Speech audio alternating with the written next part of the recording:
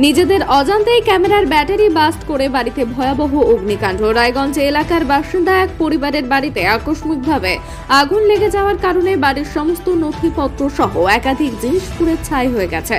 পরিবারের সূত্রে জানানো হয়েছে, বাড়িতে কেউ না থাকাকালীন এই ভয়াবহ অগ্নিকাণ্ডটি ঘটে। পাড়ার লোকজন দেখে বাড়িতে আগুন লেগেছে, সে সূত্রে খবর দেওয়া হয়। তারপর এসে দেখে আলমারির এক পাশ থেকে আগুন গোটা ঘরে ছড়িয়ে পড়ে। তাদের অনুমান বা তারা জানায়, ক্যামেরার ব্যাটারি ব্লাস্ট করে এই আগুনটি লাগে, কিন্তু ব্যাটারি এবং ক্যামেরা আলমারির মধ্যে রাখা ছিল, তাই সেখান থেকে আগুনটি লাগে। আলমারির মধ্যে সমস্ত পরিচয়পত্র সহ অন্যান্য মূল্যবান নথিপত্র পুড়ে গেছে। এখন তারা অসহায় বোধ করছেন।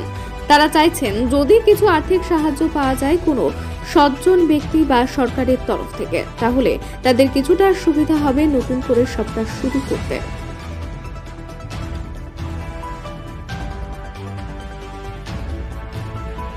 আমি ছেলেকে নিয়ে পড়তে নিয়ে গেছিলাম, দিয়ে আমি ঘরে এসে দেখছি এরকম আগুন জ্বলেছে। দিয়ে পাড়ার লোককে ডেকেছিলাম, পাড়ার লোককে ডাকার পরে আমার মেজদাও ছিল না, মেজদাওকে ফোন করা হয়েছে। সে ভেবেছে যে ঘরে আগুন ধরে মানে লাইনের ইয়ে হয়েছিল, যে বলছে না লাইন থেকে না মেন সুইচটা তোলা হয়েছিল। দিয়ে দেখছি ঘরে এখান থেকে আলমারি কোন থেকে আগুনটা ধরে গেছে, একদম পুরো একদম ধরে ছাড়কার হয়েছে। পাড়ার লোক এসে সমস্ত লোক এসে ওটা আগুনটাকে নিভানো হয়েছে। কি করে হয়েছে এটা? ক্যামেরা ব্যাটারি থেকে বাস্ট হয়ে গেছে। সমস্ত চিপ গুলো ছিল, বার্থ সার্টিফিকেট ছিল, আধার কার্ড ছিল, সমস্ত পুড়ে গেছে। এবার জামা কাপড় বিছানাপত্র সব পুড়ে গেছে। কোন জায়গাটা? এটা রাজগঞ্জে হয়েছে, মনসাতলাতে। আপনার নাম? সঙ্গীতা মৈত্র। কি করেন স্বামী? স্বামী ক্যামেরা কাজ করে। মানে ক্যামেরার ব্যাটারি গুলো সব নামানো ছিল? হ্যাঁ। আচ্ছা, আমার ব্যাটারিটা জাস্ট একটু ফুলে ছিল, ঠিক আছে। হ্যাঁ, এবার আমি ওটা ইউজ করতাম। প্রথমে একটা নিকন অরিজিনাল ব্যাটারি ছিল, ওই ব্যাটারিটা ভেঙে গেছিল।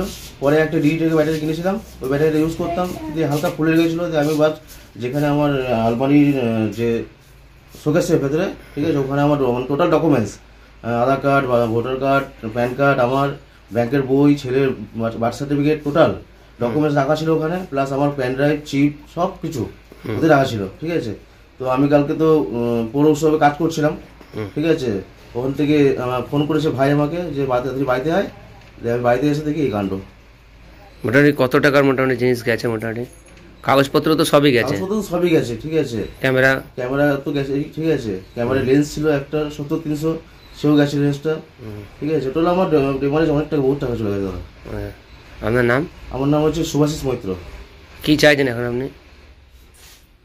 কিছু যদি আমার কিছু হেল্প হয়, ঠিক আছে, তাহলে আমার কাজ করতে যদি একটু হেল্প করে দেয় তাহলে আমার খুব ভালো হয়। কাজকর্ম, ঠিক আছে, ক্ষতি হয়ে গেল আমার, ঠিক আছে। আমার পাবলিক ধরুন কিছু বিয়ে বাড়ি ওয়েডিং এর কাজের যে ডকুমেন্টস রাখা ছিল সেগুলো সব আমার চলে গেল।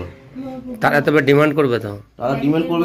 এবার কিছু টাকা ফেরত দিলে তো সেই জিনিসটা তো ফেরত দিতে পারবো না, ঠিক আছে।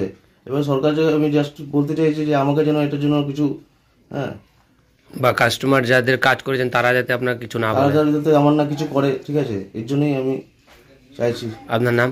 আমার নাম সুভাষিস মৈত্র, ডাক নাম রাজা।